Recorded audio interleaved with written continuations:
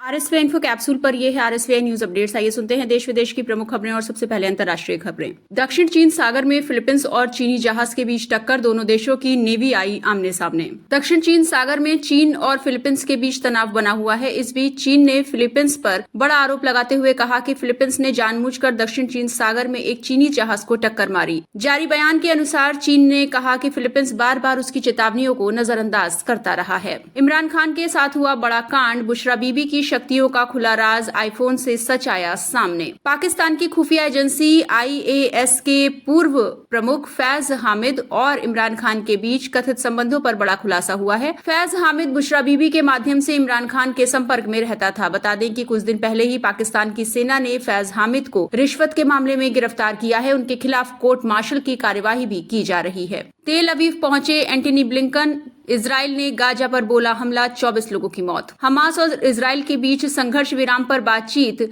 Cairo में फिर से शुरू होने वाली है। मिस्र, कतर और अमेरिका तथा इजराइल के प्रतिनिधि मंडल बुधवार और गुरुवार को होने वाली वार्ता में भाग लेंगे। वार्ता को आगे बढ़ाने के लिए अमेरिकी विदेश मंत्री एंटनी ब्लिंकन भी तेल अवीव पहुंचे हैं। शेख हसीना ने सत्ता के लिए बांग्लादेश की संवैधानिक संस्थाओं को किया बर्बाद, अंतरिम सरकार के प्रमुख मोहम्मद यूनुस का आरोप। बांग्लादेश में अंतरिम सरकार के प्रमुख मोहम्मद यूनुस ने पूर्व प्रधानमंत्री शेख हसीना पर आरोप लगाया है कि उनके कार्यकाल में देश की सभी संवैधानिक संस्थाओं को बर्बाद किया गया। ऐसा उन्होंने सत्ता में बने रहने के लिए किया। यूनुस ने वादा किया कि उनकी सरकार कुछ बदलावों के बाद जल्द ही देश में स्वतंत्र और निष्पक्ष चुनाव कराएगी। मालदीव में अवैध रूप से काम कर रहे 22 विदेशी श्रमिक हिरासत में इमिग्रेशन डिपार्टमेंट ने की कार्यवाही। मालदीव के इमिग्रेशन डिपार्टमेंट ने राजधानी माले में छापेमारी के दौरान अवैध रूप से काम कर रहे 22 विदेशियों को हिरासत में लिया है। मालदीव इमिग्रेशन ने एक ऑनलाइन पोस्ट में कहा कि इन लोगों को 2 अलग अलग छापों के दौरान पकड़ा गया। आइए अब जुड़ते हैं देश के साथ और सुनते हैं राष्ट्रीय खबरें।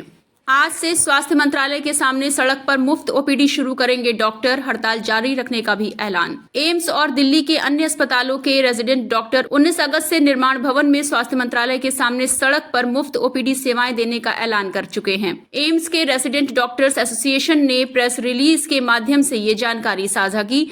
एसोसिएशन का मानना है कि जब तक हमें केंद्रीय सुरक्षा अधिनियम के माध्यम से अस्पतालों में पर्याप्त सुरक्षा का आश्वासन नहीं मिल जाता, तब तक संघर्ष जारी रहेगा। इस दौरान सर्वसम्मति से हड़ताल जारी रखने का निर्णय भी किया गया। एसोसिएशन का कहना है कि सरकार ने उनकी मांगों पर ध्यान नहीं दिया है। यूपी और बिहार में भारी बारिश की चेतावनी, कई राज्यों में IMD का ऑरेंज अलर्ट। हिमाचल जैसे पहाड़ी राज्यों में इस बार बारिश ने भीषण तबाही मचाई है। राजस्थान समेत कई राज्यों में बाढ़ जैसे हालात देखने को मिले हैं। केरल के वायनाड में बारिश और भूस्खलन में सैकड़ों लोगों की जान जा चुकी है। इस बीच भारतीय मौसम विभाग ने पश्चिम बंगाल, नागालैंड, मिजोरम और त्रिपुरा समेत देश के कई राज्यों में बारिश का ऑरेंज अलर्ट जारी किया है। IMD के मुताबिक बिहार, छत्तीसगढ़, दक्षिण भारत के कई हिस्सों में भारी से बहुत भारी बारिश की संभावना है। उत्तर प्रदेश में भी अलर्ट है। यहाँ अगले 5 से 7 दिनों तक लगातार भारी बारिश होने का पूर्वानुमान है।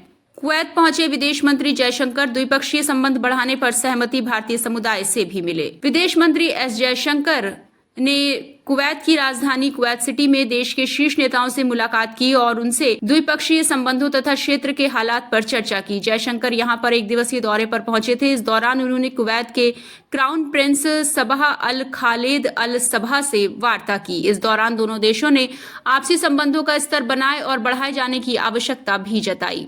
पिछले साल डॉक्टरों की सुरक्षा का विधेयक लाने की उठाई थी मांग, केंद्र सरकार पर भड़के शशि थरूर। केरल के तिरुवनंतपुरम से कांग्रेस सांसद शशि थरूर ने कोलकाता के RG मेडिकल कॉलेज एवं अस्पताल में प्रशिक्षु डॉक्टर महिला से दुष्कर्म के बाद हत्या के मामले में अपनी प्रतिक्रिया दी। थरूर ने डॉक्टरों के साथ अपनी सहानुभूति और एकजुटता व्यक्त की। कांग्रेस सांसद ने केंद्र पर निशाना भी साधा। शशि थरूर ने ANI से बातचीत में कहा कि डॉक्टरों के साथ मेरी सहानुभूति और एकजुटता है। कम से कम 2 वर्ष से मैं डॉक्टरों के खिलाफ हिंसा के मुद्दे पर संसद में बोलता रहा हूँ। तत्कालीन स्वास्थ्य मंत्री मनसुख मांडविया के साथ मेरी थोड़ी बहस हुई थी।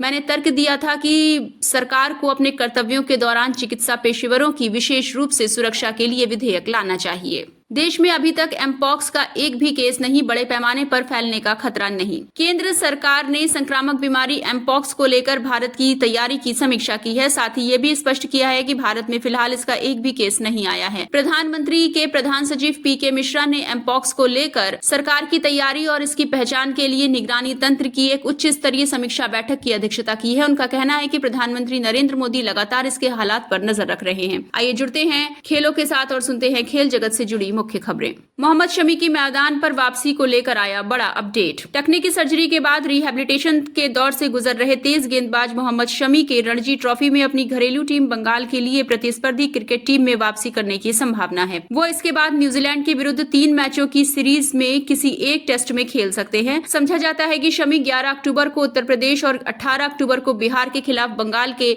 शुरुआती 2 रणजी मैचों में से किसी एक मैच में खेल सकते हैं। ये थी अब तक की प्रमुख खबरें। अगली खबरों के साथ जल्द होगी मुलाकात। सुनते रहिए RSV इन्फो कैप्सूल और इंफोटेनमेंट के सफर में रहिए हमारे साथ।